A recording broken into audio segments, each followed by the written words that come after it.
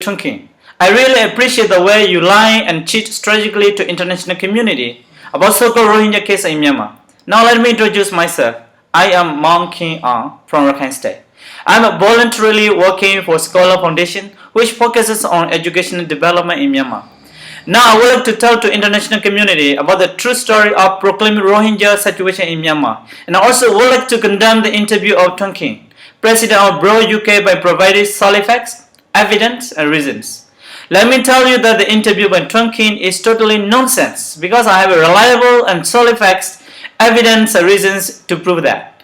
Firstly, you stated about media bias and use as a racism private media and state media. Now let me refute about this.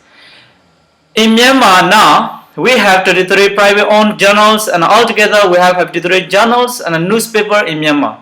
Being a democratic country, we have got free media press to huge extent, which is once censored by Press Security Board. So ladies and gentlemen, how would it be possible that all of the journals have a media bias? Our local private and public media and journals have published true story. Secondly, you mentioned that more than 500 or 600 Rohingyas houses and over 30 mosques were burned according to your reliable sources.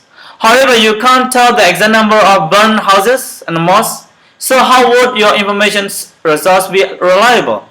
Then you also didn't mention what your reliable sources are about. So, it is clear that your information is so unreliable and invalid.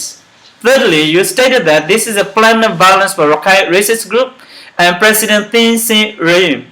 Ladies and gentlemen, our President Tun Kin is known as the first democratic leader of Myanmar.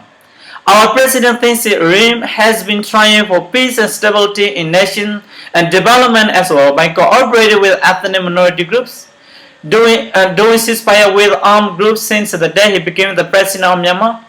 Then in the speech of our President Tun Kin on June 6, he has stated for peace and stability in Rakhine State. So ladies and gentlemen, how would it be possible that all media groups, Rakhine groups, and President Tun Kin regime are discriminating against Rohingya?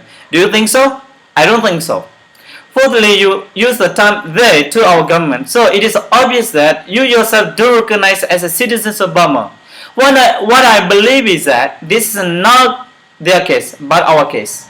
Then, how would it be possible to recognize illegal immigrants, Rohingya, from Bangladesh as the citizens of Myanmar?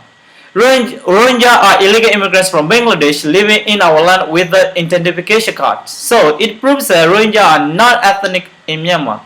Now to prove that the interview totally wrong, let me mention that our national leaders, 88 generation students from Burma, and the United States of America who are free from party politics and who have gained not only local and international communities' trust and credibility.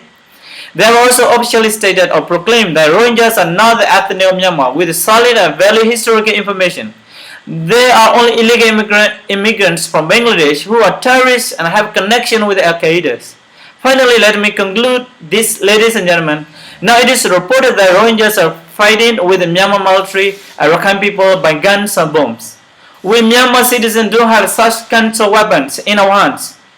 Here my question for this is that how Rohingya got such kinds of weapons? It is clear that they have direct connection with the terrorists and brutally kill our innocent local Rakhine people, firing, bombing thousands of houses, including monasteries and schools. Therefore, ladies and gentlemen, I totally condemn this interview. Thank you very much.